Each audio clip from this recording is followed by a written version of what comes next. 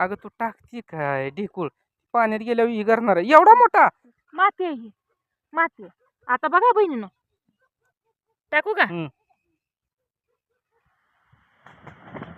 आलं काय काय आलं काय? तर आता गेला बघा पाण्यात. म्हणजे नमस्कार मित्रांनो. तुम्हाला काय सांगितलं नाही, एक गोष्ट तुमच्यापासून लपवली. सांगीन सांगीन म्हणलं, पण रोज काय ना काय कुटाणा महाग असल्यामुळे तुम्हाला ती सांगितलं नाही. पण आता वेळ आली तुम्हाला सांगण्याची, कारण की आता सगळाच बदल दिसतोय तुम्हाला वर.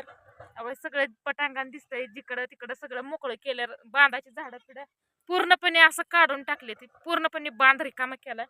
पण तुम्हाला जे सांगायचं आहे ते जे आज चुकून राहिले म्हणजे आम्हाला टेन्शन एवढं आलं होतं. सरता सर ना त्यामुळे तुम्हाला सांगितलं नाही, पण आता सांगणार आहे. तुम्हाला तर माहित आहे ती होल घेतलेला आपण इथं, त्या तिथं होल घेतलेला आहे. तिथं होल घेतल्यानंतर ना परत आपल्या जोताना पण वर एक होल घेतला. ती होल घेतल्यानंतर ना मी काय ती तुम्हाला दाखवलं नाही किंवा काय सांगितलं नाही, कारण की ती रात्रीचा होल पाडायला आल्यामुळं सगळे अशी गडबडीत सगळा अचानक असं घडून आले, त्यामुळं काहीच कळलं नाही. त्यामुळे ती काय होल तुम्हाला दाखवलं नाही. परत दोघात अजून एक होल घेतला, म्हणजे 8 दिवसात कमीत कमी 3 होल घेतले. तर बघा ही होल घेतला,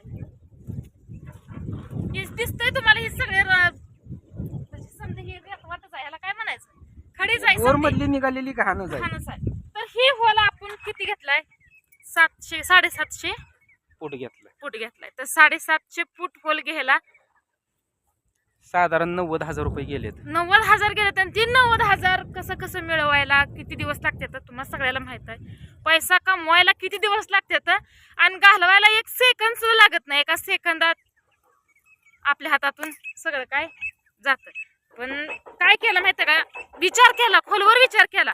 जर ही 3-4 होल एक अर्धा तास जरी चाललं, लईची अपेक्षा केली नाही बरं का, एक अर्धा तासच, अर्धा तास चाललं तर 2 एकर भिजणं आपलं आरामशीर होतंय. एवढ्या 2 एकराला ह्या 4 होलाचं पाणी सरत नाही. डोक्याने केलं तर कमी पडत नाही, आणि डोक्याने जर नाही केलं कमी पडल्याशिवाय राहत नाही. आता हे आमचं जे एकर आहे ह्यात पहिला एक जुना आहे आणि आताचं नवीन 2, आणि तिकडं वरती डबा झाकलेला एक आणि तिथं पाडलेला एक धाकल्या भावाचा. ती 2 घरापाशी 3, ती 4 आणि ही 5 होल झाले. 2 एकरात 5 बोर झालेत. 2 एकरात 5 होल. आणि ही पण का असं केलंय, जर आपल्याला इथं हिर पाडली असती तर आपलं 3-4 गुंठ रान गेलं असतं, आणि हिरेला म्हणावं असं पाणी पण नाही म्हणून सांगितलं, म्हणून मी बोरचा कुटाणा केला. काय झालं, मोटर टाकली नाही बहिणीनं अजून ह्यात, कारण की मोटरला आता लगेच सगळं होत नाही, भांडवल नाही. त्यामुळे ह्यात मोटर काय अजून टाकली नाही आपण. आता 2 मोटरा संघच आणायच्या त्या.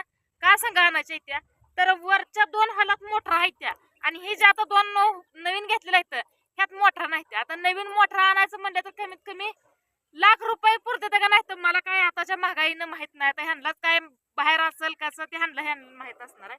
बरं, तुम्हाला मी जरा समोरच्या कॅमेऱ्यातून दाखवतो बरं का. बांधून पोरांनी मी नीट ठेवलेलं आहे बरं का, दादून वंकार जरा ढेकूळ साईडला हा त्यात पडत. काम आहे भाऊजीचं आणि दादूचं वंकारचं. अगं तू टाकती काय ढेकूळ पाण्यात गेल्यावर इगरणार आहे. एवढा मोठा माती आहे ही, माती आहे. आता बघा बहिणीनं, टाकू का? आलं काय आलं काय? तर आता गेला बघा पाण्यात. म्हणजे साधारण 200 ते 250 फुटावर पाणी आहे. या मला चांगलं केलं बहिणीनं. कसं आहे, करता करविता भगवंत परमेश्वर. आपल्याला करायचंय बागायत तर आपल्याला डाळिंब लावायचे, त्यामुळं ही सगळं स्वांग केलंय. मी म्हणते 50 रुपये किलोनं जाऊ द्या, तरी सुद्धा आपलं परवडतंय. लईची अपेक्षा करायची नाही, 50 रुपयानं धरायचं. आता बघा समजा पायपाची आणून ठेवली त्याकडेची ह्याकडेला सगळी अशी रोपं लावून घ्यायची, चांगली सोन्यावणी आपली बाग अशी फुलवायची. कष्ट केल्याशिवाय काही मिळत नाही. कुठेही जावा, काही करा, कष्टही करावं लागतंय. नशिबाचा खेळ आहे. परमेश्वराची साथ असली तर सगळं काय होईल. केलंय, धाडीच केल्याशिवाय पण होत नाही म्हणते की, धाडीच माणसानं करावं. तरी धाडीच केलं. 750 का 700 फूट होल न्यायचं म्हणलं तर जोक नाही. की किती गाळवाट सापले बघा. अक्षरशः मी इतकी रडत होती बहिणीनं जेव्हा रात्रीचा होल पाडायला. इतकं वाईट वाटायचं. आमचा धाकटा धीर म्हणायचा, वहिनी टेन्शन घेऊ नका, काय होईल ते होईल. जुती पण म्हणायची काय रडू नका, काय हो आपल्या नशिबात असेल ती होईल, रडू नका, जाऊ द्या, काय व्हायच ती उद्या एक बार. शेवटी नशिबातलं कुठं जाणार नाही. पण देवानं पण असं साथ चांगली दिली. पाणी तर वाहिलं एकदम चांगलं. तुम्ही नाराज म्हणसाल व्हायचं नाही. ज्या त्या वेळेस का दाखवलं नाही, पण त्यावेळेस माणसाला जरा टेन्शन टेन्शन राहतं. होतं. त्यावेळेस मौसम इतका बेकार होता का नाही, सगळं म्हणजे बोलता बोलता अशी चिडचिड व्हायची, भांडणं लागायची. कोण कोणाचं म्हणजे मनाचा विचार करत नव्हतं, एकामेकाला समजून घेत नव्हतं. आणि सगळं अचानक घडल्यामुळं, पैसे जास्त गेल्यामुळं टेन्शन जास्त होतं. त्यामुळं तिथं त्यावेळेस व्हिडिओ मी काढला नाही.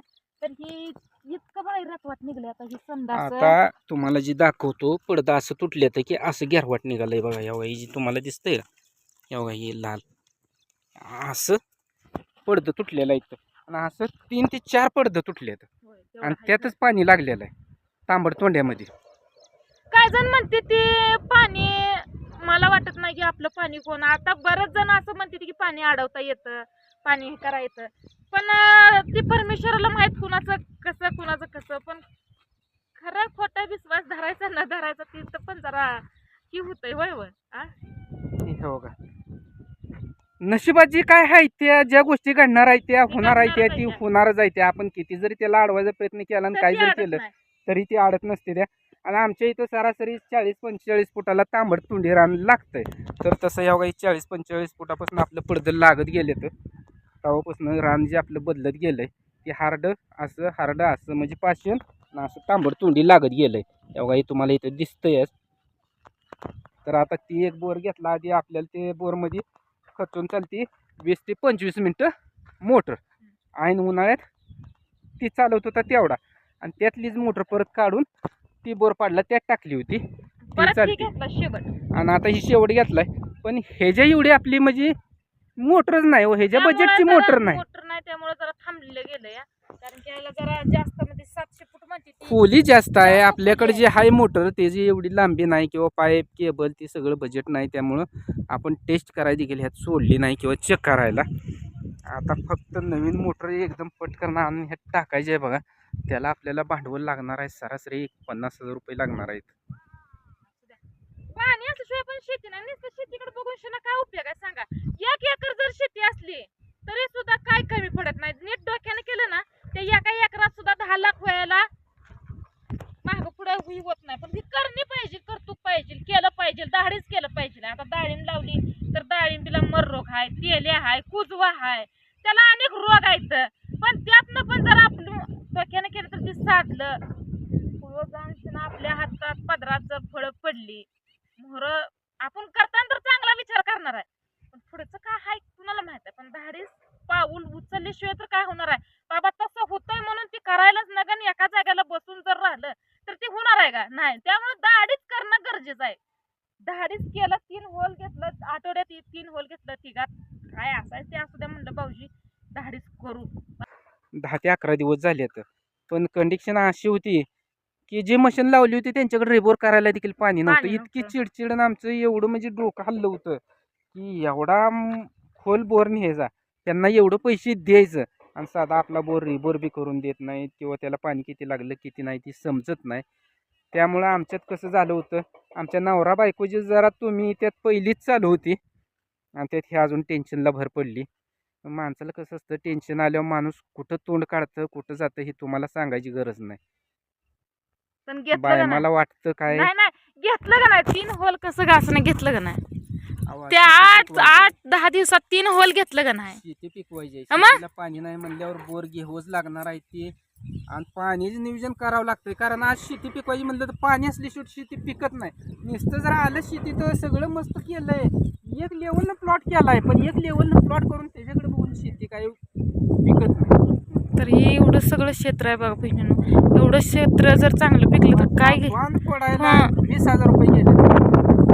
कसं गेले तर झाडं काढली, ट्रॅक्टर चालला 10 ते 11 तास ट्रॅक्टर चालला. 800 रुपये तासानं म्हणल्यावर किती बजेट होतंय मला सांगा. बाय मात्र आमची सहज निसतं म्हणजे तुम्ही काय करत नसता तुम्ही. आता तिथं चोरखाना केलेला आहे, तिथं ढीग लावून ठेवली आता. कारण आता असं झालंय की काम करून करून खायला यायची बारी आहे. त्यामुळे तिथले तिथं ढीग लावले तर ज्यावेळेस आपल्याला सबमेनची चारी पडायची JCB येईल त्यावेळेस तिथे एक डबरं पाडून ती काळात दगड घालायची चुनखडात आणि त्याच्यानंतर वरनं माती टाकून लेवल करून बांध वरील एकदम भक्कम करून मग काय असं ते आपलं नियोजन तिथनं पुढं चालू.